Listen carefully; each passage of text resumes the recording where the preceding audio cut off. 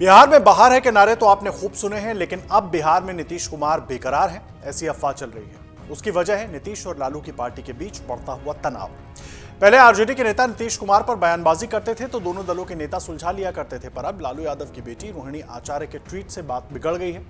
जब आरजेडी कोटे के 3 मंत्रियों के विभाग नीतीश कुमार ने बदल दिए थे, उसके बाद से ही आरजेडी के नेता इस बात को मीडिया के सामने डिफेंड नहीं कर पा रहे थे। एक तरह से वो चंद्रशेखर जैसे मंत्रियों को बेस्ट परफॉर्मर करार दे रहे थे, लेकिन दूसरी तरफ मुख्यमंत्री का विशेषाधिकार भी बता रहे थे। कर्पूरी ठाकुर के जयंती समारोह में नीतीश कुमार ने जब परिवारवाद पर हमला बोला, तब से ये पूरा मामला गंभीर हो गया। एक तरफ इंडिया गठबंधन की खींचतान को लेकर पहले ही नीतीश की नाराजगी की खबरें आ रही थी, वहीं दूसरी तरफ बिहार की राजनीति में अब ये नया भूचाल आ गया है नीतीश कुमार के कर्पूरी जयंती समारोह में दिए गए भाषण के बाद। दरअसल अपने संबोधन में सीएम नीतीश कुमार ने परिवारवाद पर जमकर हमला बोला, लेकिन ये बीजेपी की लाइन है जिस पर नीतीश कुमार चलते हुए दिखाई दिए। बीजेपी नेता अक्सर परिवारवाद पर हमला करते रहे हैं, जिससे लालू और गांधी परिवार हमेशा से चिढ़ते रहे हैं। दरअसल नीतीश कुमार ने अपने संबोधन में कहा कि कर्पूरी जी ने राजनीति में कभी अपने परिवार को आगे नहीं बढ़ाया। जब वो चले गए तब हमने रामनाथ जी को, जो कि कर्पूरी ठाकुर के बेटे हैं, उन्हें आगे बढ़ाया, लेकिन बहुत से लोग ऐसे हैं जो हमेशा अपने परिवार को ही आगे बढ़ाते रहते हैं। कर्पूरी जी ने कभी भी ऐसा नहीं किया और हम भी ऐसा नहीं कर रहे हैं। आरजेडी के प्रवक्ताओं ने मीडिया से बातचीत में भले ही इस बात को नजरअंदाज करने की कोशिश की, पर लालू परिवार की बात थी और ये चुभने वाली थी। इससे पहले केंद्र सरकार ने जब बिहार के पूर्व मुख्यमंत्री कर्पूरी ठाकुर को भारत रत्न देने का ऐलान किया था, तो मुख्यमंत्री नीतीश कुमार ने पीएम मोदी का आभार जताते हुए परिवारवाद का सवाल उठाया था, जिससे लेकर अंदाजा लगाया जा रहा था कि उन्होंने आरजेडी पर निशाना साधा है।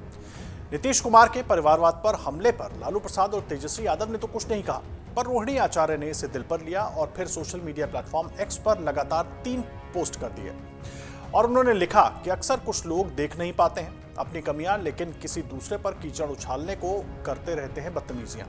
अगली पोस्ट में रोहिणी ने कहा, खींच जताए क्या होगा जब हुआ ना कोई अपना योग्य, विधि का विधान कौन टाले जब खुद की नियत में ही हो खोट। तीसरे और अंतिम पोस्ट में रोहिणी आचार्य ने लिखा कि समाजवादी पुरोधा होने का करता है वही दावा, हवाओं की तरह बदलती है जिसकी विचारधारा। रोहिणी के इन पोस्ट ने बिहार की राजनीति में भूचाल ला दिया। हालांकि बाद में रोहिणी आचार्य ने इन पोस्ट को डिलीट कर दिया। देखिए, भूचाल ऐसा आया कि यहां तक कि कैबिनेट की बैठक में 20 मिनट तक ही ये कैबिनेट की बैठक चल पाई और ना तो नीतीश कुमार और ना ही तेजस्वी यादव ने एक दूसरे से कुछ कहा, ना ही बातचीत हुई। बैठक खत्म हो गई। उसके बाद नीतीश कुमार के कानूनी सलाह लेने की भी खबरें आने लगी। आपको बता दें कि पिछले कुछ समय से बिहार में आरजेडी और जेडीयू के रिश्ते में दूरियां आने की चर्चाएं लगातार सामने आ रही हैं। कुछ समय पहले जब नीतीश कुमार ने कैबिनेट में फेरबदल किया तो आरजेडी के वरिष्ठ नेता चंद्रशेखर का विभाग बदल दिया गया। वही चंद्रशेखर जो लगातार हिंदू आस्थाओं को चोट पहुंचाने की कोशिश करते रहे, ऐसी बयानबाजी करते रहे। चंद्रशेखर पहले शिक्षा मंत्री थे, उन्हें गन्ना उद्योग दे दिया गया। वहीं कुछ दिन पहले पूर्व मुख्यमंत्री जीतन राम मांझी ने भी सोशल मीडिया पर ऐसी कुछ बातें कही, जिससे माना जाने लगा कि आरजेडी और जेडीयू में सब ठीक नहीं है। मांझी ने एक्स पर लिखा था, खेला होबे वाला उन्होंने पोस्ट किया था। इसके अलावा गृहमंत्री अमित शाह ने भी पिछले दिनों एक अखबार को दिए इंटरव्यू में नीतीश कुमार के फिर से एनडीए में आने के सवाल पर कहा कि अगर किसी का प्रस्ताव आएगा तो विचार करेंगे। इन सब के बीच नीतीश के फिर से पाला बदलने की बात में दम इसलिए लगता है क्योंकि एक तरफ तो उनके और आरजेडी के बीच शीत युद्ध की बात चलती रही है, दूसरी तरफ बीजेपी ने अपने विधायकों को पटना में ही रहने को कहा है। साथ ही प्रदेश अध्यक्ष सम्राट चौधरी को दिल्ली बुला लिया गया है। इसके पीछे एक वजह यह हो सकती है कि प्रदेश अध्यक्ष सम्राट चौधरी कई बार नीतीश के खिलाफ बोलते रहे हैं, हो सकता है उनको समझाइश के लिए बुलाया गया हो। दूसरी तरफ तमाम जो अलग अलग नेता हैं, अलग अलग धड़े हैं, सबकी बैठकों का दौर चल रहा है।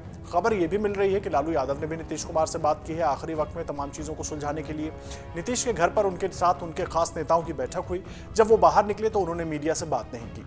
अब देखना होगा कि बिहार में अगर बदलाव होता है तो वो किन शर्तों के साथ होता है और होता भी है या नहीं, या नीतीश कुमार एक बार फिर अपने आप को पावर सेंटर बनाने में सफल हो गए हैं, ये तमाम सवाल है। अगर आप ये वीडियो YouTube पर देख रहे हैं तो हमारे चैनल को सब्सक्राइब करें और बेल आइकन को दबाना ना भूलें। अगर आप Facebook पर ये वीडियो देख रहे हैं तो हमारे पेज को लाइक करें।